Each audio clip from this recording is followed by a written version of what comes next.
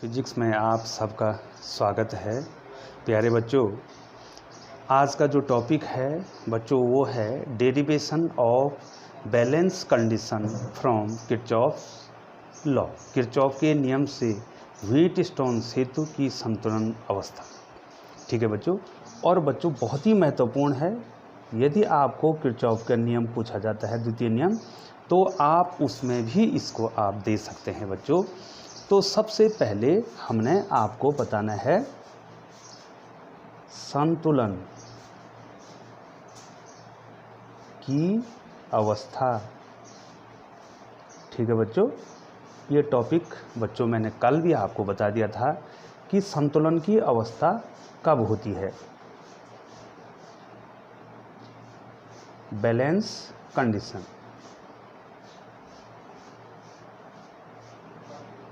ठीक है बच्चों, हमने आपको कहा था बैलेंस कंडीशन जो है, कल की वीडियो में मैंने आपको बता दिया था कि संतुलन की अवस्था व्हीटस्टोन सेतु की क्या होती है।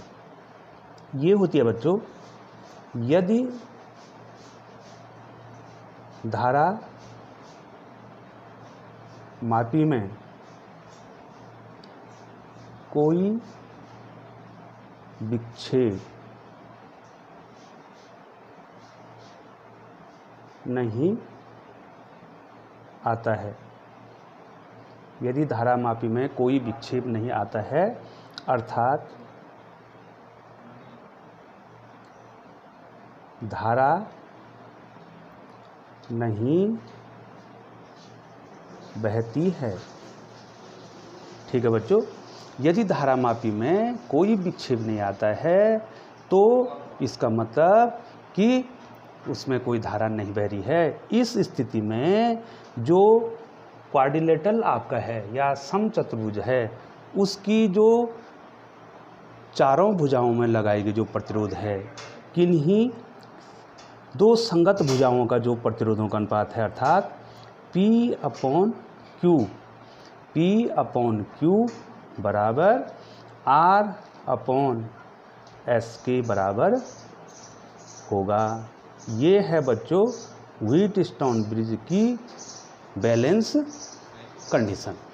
ठीक है बच्चों, अब बच्चों मैं यहाँ पर व्हीटस्टोन ब्रिज यहाँ पर बना देता हूँ बच्चों। ठीक है बच्चों, ये देखिए बच्चों, ये देखिए मैंने ये दो पॉइंट ले लिए, एक पॉइंट ये ले लिया, एक पॉइंट ये ले लिया, ये डायगोनल ले लिया। इसके ठीक जो है बच्चों इस प्रकार से ही आपको बनाना है। ये देखिए 4 पॉइंट ले लिए, इसको आप मिला देंगे। ये देखो बच्चों, ये मिला दिया आपने, ये भी आपने मिला दिया, ये भी आपने मिला दिया, ये भी आपने मिला दिया। ठीक है बच्चों, अब देखिए बच्चों, एक विकर्ण में दोबारा बताया जा रहा है बच्चों आपको, आप ध्यान देंगे। एक विकर्ण, अब मैं विकर्ण का नाम लिखूंगा तो आपको क्लियर हो जाएगा बच्चों। एक विकर्ण में धारा मापी, ये यहाँ पर सेल। ठीक है बच्चों, सेल या बैटरी लगा दी। ठीक है बच्चों, एक विकर्ण में। अब मैं विकर्ण का पहले नाम लिख देता हूँ बच्चों। ये ए है, मान लीजिए, ये बी है, ये सी है, ये डी है। ठीक है बच्चों, तो ए सी, एक विकर्ण क्या हो गया, ए सी। दूसरा विकर्ण जो है बच्चों बी डी, इसमें आपने गैल्वेनोमीटर लगा देना है।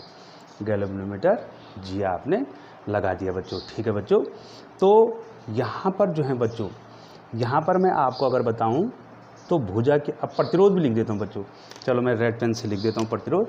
माना ए बी भुजा का प्रतिरोध पी है, बी सी भुजा का प्रतिरोध आर है, दूसरी संलग्न भुजा ए डी है, उसका प्रतिरोध आर है, और डी सी, दो संलग्न भुजाएं हैं इसकी। देखो बच्चों, पी क्यू नहीं, ए बी, और यहाँ पर लिख देता हूँ बच्चों, यहाँ पर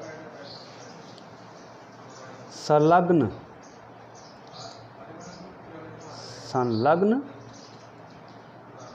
भुजा, ये संलग्न भुजाएं जो लगी हुई हैं, क्या क्या हैं बच्चों बताओ। एक तो ए बी है, ए बी तथा बी सी हैं। ठीक है बच्चों, इनके प्रतिरोध क्या हैं,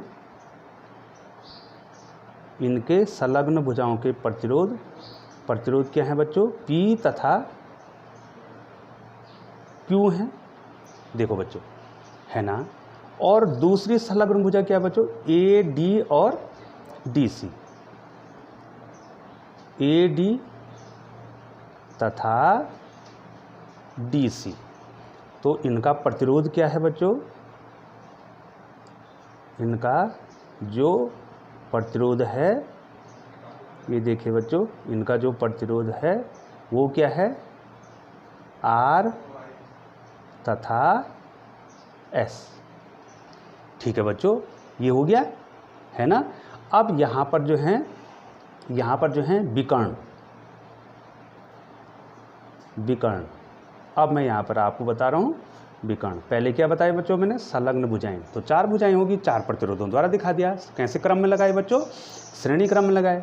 विकर्ण क्या है बच्चों, पहला विकर्ण है BD, ठीक है।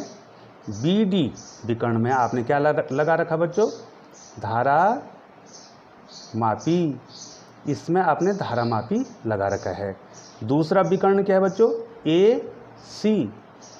AC विकर्ण में क्या लगा रखा बच्चों आपने, सेल या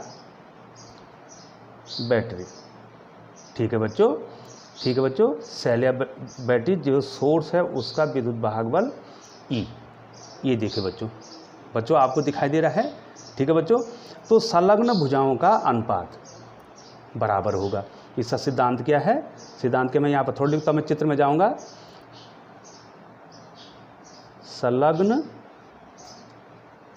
भुजाओं का अनुपात बराबर होगा संलग्न भुजाओं के प्रतिरोधों का। यहाँ पर थोड़ा एक चीज़ और ध्यान देनी है, के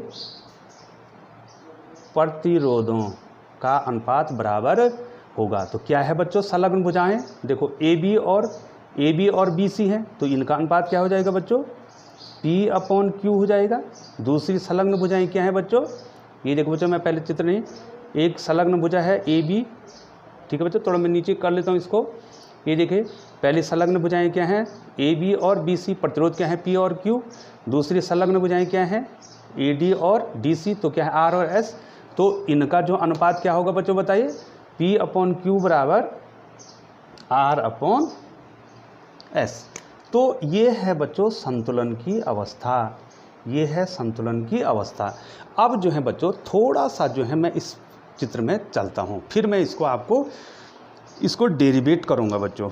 ठीक है बच्चों, तो बच्चों ये सेल से धारा आई, ये सेल से धारा आपकी आई, ये A पर जाके 2 मार्ग मिल गए इसको, एक तो AB मार्ग मिला और दूसरा AD मार्ग मिला। तो ये क्या हो जाएंगे, बढ़ जाएंगे बच्चों।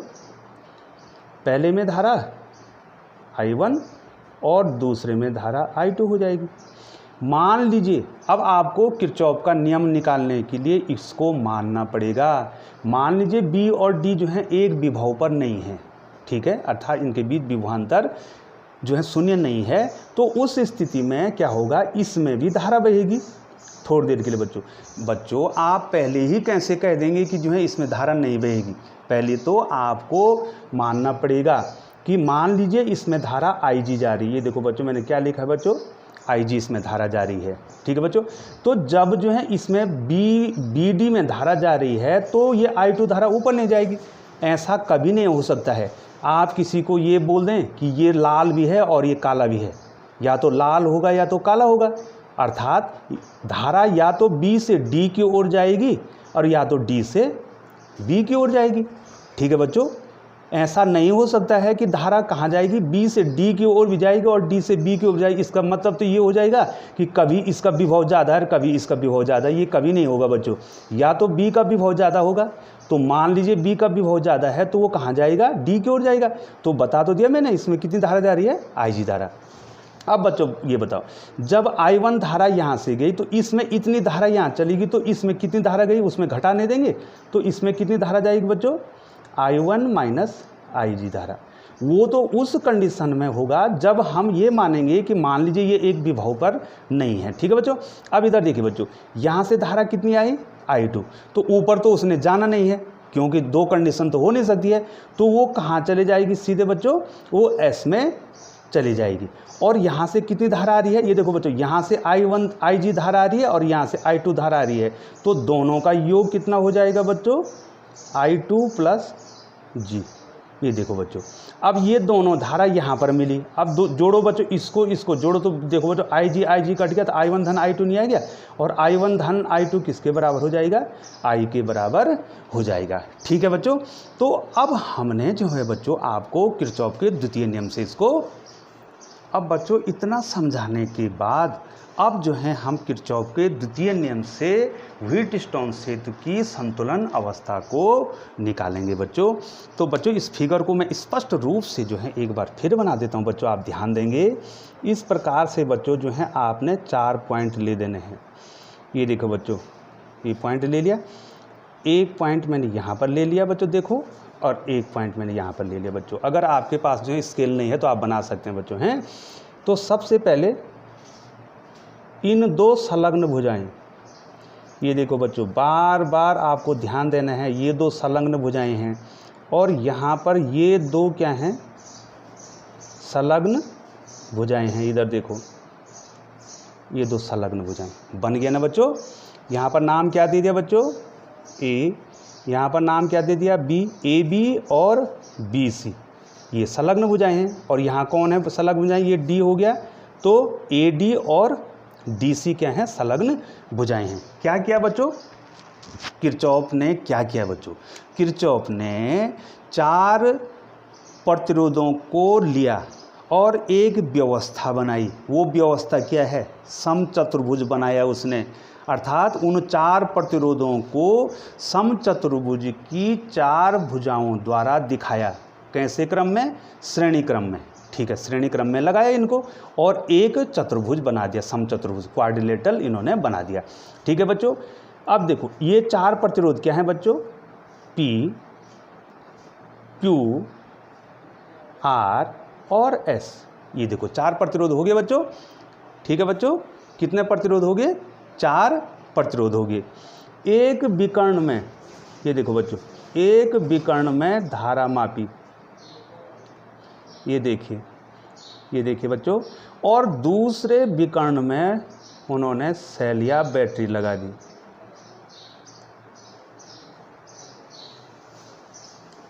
ये देखो बच्चों, दूसरे विकर्ण में क्या लगा दी, सेल या बैटरी लगा दी। अब बच्चों थोड़ा सा देखिए बच्चों, ये बैटरी लगा दी ना, ये प्लस ये माइनस। अब यहाँ से धारा गई, यहाँ से धारा आई गई, यहाँ से 2 भागों में बंट गई बच्चों धारा, एक में धारा I1 गई, एक में धारा I2 गई।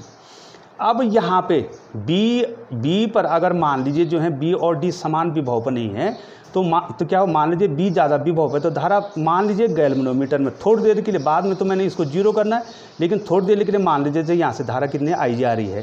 ठीक है बच्चों, तो जब ये धारा नीचे को आ रही है तो ये धारा ऊपर नहीं जाएगी, ऐसा संभव नहीं है। ठीक है बच्चों। अब जो है बच्चों I1 में से ये IG धारा यहाँ चली गई, तो यहाँ कितना बचा बच्चों, यहाँ बच गया I1 माइनस IG। ये देखो बच गई। अब ये धारा IG नीचे आ रही है, यहाँ से I2 आ रही है, तो दोनों जुड़ नहीं जाएंगे बच्चों, तो यहाँ कितना हो जाएगा बच्चों, I2 धन IG। ये देखो बच्चों, और यहाँ से धारा पुनः क्या आ जाएगी, I आ जाएगी। ठीक है बच्चों, ये जो है बच्चों मैंने बना दिया है ब्रिज। ठीक है बच्चों। अब किरचॉफ के नियम से हम यहाँ पर 2 लूप बना देंगे। ये देखो, ये पहला लूप हो गया और ये दूसरा लूप हो गया। अब मैं पहले लूप में आता हूँ। देखो बच्चों ध्यान देंगे आप, ए दिखाई दे रहा है बच्चों, बी दिखाई दे रहा है, डी दिखाई दे रहा है और ए दिखाई दे रहा है। पहला लूप ये है, ये पास है, पहला पास मैंने ले लिया है। ठीक है बच्चों। तो किरचॉफ के नियम के अनुसार जो हैं, जिस दिशा में आप जाएंगे उस दिशा में हमें क्या करना है, जो विभवांतरों का जो बीजगणित योग है वो विद्युत वाहक बल के बराबर होना। विद्युत वाहक बल तो इसमें कहीं लगे नहीं है, तो केवल विभवांतर बराबर धारा गुणा के प्रतिरोध। तो धारा कितने बच्चों इसमें I1, प्रतिरोध कितना है P, तो कितना हो जाएगा I1 इंटू P। ये देखो बच्चों इधर जा रहे हैं, धारा की दिशा में जा रहे हैं तो प्लस नहीं करेंगे, फिर यहाँ धारा की दिशा में जा रहे हैं तो यहाँ प्लस हो जाएगा। ये देखो धारा है IG और गैल्वेनोमीटर का प्रतिरोध G। ये देखो बच्चों यहाँ से यहाँ गया। अब ये देखो बच्चों यहाँ ये दिशा उल्टी होगी, तो जब ये दिशा उल्टी होगी तो ये माइनस नहीं होगा, तो यहाँ पर विभवांतर कितना हो जाएगा बच्चों बोलो, I2 इंटू R, और बराबर कितना हो जाएगा, विभवांतर विद्युत भागबल तो है नहीं। ठीक है बच्चों, ये कंडीशन नंबर 1 आ गई। ठीक है बच्चों, इस पास में मैं चला गया। अब मैं दूसरे पास में जा रहा हूँ बच्चों। अब मैं जा रहा हूँ इधर, देखो B दिखाई दे रहा है बच्चों, बिल्कुल C दिखाई दे रहा है, हाँ आइए D में आइए और फिर इससे B में चल जाइए। ये देखो बच्चों, ठीक है बच्चों, यहाँ पर जो है जाने का रास्ता दिखाई दे रहा है, हम किस प्रकार से गए वो रास्ता दिखाई दे रहा है बच्चों। अब देखो बच्चों हम यहाँ से गए तो बोलो बच्चों उसमें धारा कितनी है बच्चों बताइए, I1 माइनस IG, और प्रतिरोध कितना है बच्चों Q। इसके ये देखिए अब रास्ता इधर को ले रखा मैंने तो ये माइनस हो जाएगा क्योंकि उल्टा हो गया। माइनस कितना हो जाएगा बच्चों, I2 प्लस IG, ये I2 plus IG into S। ठीक है बच्चों, अब बच्चों इधर देखिए, अब हम कहाँ जा रहे हैं, इसके बाद ऊपर जा रहे हैं, तो ऊपर जाने के फिर माइनस हो गया, minus IG into G। Minus IG इसकी धारा है और G इसका क्या है, प्रतिरोध है, बराबर क्या हो गया, 0 हो गया। ठीक है बच्चों, ये देखिए बच्चों मैं यहाँ पर दिखा देता हूँ। ये देखिए अब जो है संतुलन की अवस्था में, संतुलन की अवस्था में अब मान लो IG क्या हो गया, 0 हो गया। तो बच्चों समीकरण 1 में बोलो कितना हो जाएगा, समीकरण 1 I1 इंटू P, ये 0 हो जाएगा। ठीक है बच्चों, ये 0 हो जाएगा तो कितना हो जाएगा, माइनस I2 इंटू R बराबर 0, या हम इसको कह सकते हैं I1 इंटू P। ये देखो बच्चों I1 इंटू P बराबर I2 इंटू R, ये समीकरण नंबर 3 हो गया। अब समीकरण नंबर 2 में IG 0 लगाओ तो कितना हो जाएगा बच्चों, समीकरण नंबर 2 दिखाई दे रहा है, IG 0 कर दो तो कितना हो जाएगा, I1 इंटू Q। ये देखो यहाँ पे ये 0 हो गया तो माइनस कितना हो गया, I2 इंटू S, और ये 0 हो गया और बराबर कितना हो गया, 0। या हम इसको क्या लिख सकते हैं बच्चों, I1 इंटू Q बराबर I2 इंटू S। समीकरण नंबर 4। समीकरण नंबर 3 में समीकरण नंबर 4 का भाग दे दो, इस समीकरण में इस समीकरण का भाग दे दो तो कितना आ जाएगा बच्चों, I1 इंटू, ये बच्चों देख लो I1 इंटू P, ये देखिए बायां पक्ष, और यहाँ कितना है I1 इंटू Q बराबर कितना हो जाएगा, I2 इंटू R बटे I2 इंटू S। यहाँ से I2 कट गया, यहाँ से I1 कट गया, तो बच्चों हमारे पास क्या फॉर्मूला आ गया, ये देखो बच्चों P/Q बराबर R/S। तो बच्चों ये हमने बैलेंस स्थिति उसकी निकाल दी। तो बहुत बहुत धन्यवाद बच्चों।